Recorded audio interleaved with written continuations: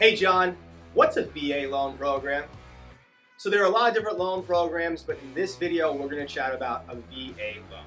First and foremost, in order to qualify for a VA loan, you or an immediate family member has to have served our country. And if you did, I want to thank you from the bottom of my heart for what you and your family sacrificed for me and my family. You earned the benefit of getting a loan program that has no mortgage insurance ever. You could put down as little as, well, zero, no down payment is required, and you get fantastic interest rates, best interest rates that are available.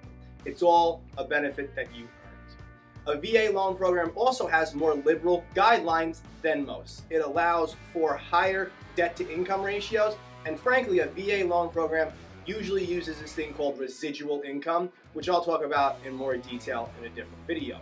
That being said, you can have lower credit scores and still get the benefit of no money down, no reserves generally required, which means no money left in the bank, and higher debt to income ratios. Those are some quick high points about a VA loan, so now you know. If you have any questions or you know anyone looking to purchase or refinance a home, we'd love the opportunity to help. Check out any of the links around this video, or you can always just give me a call and say, hey John,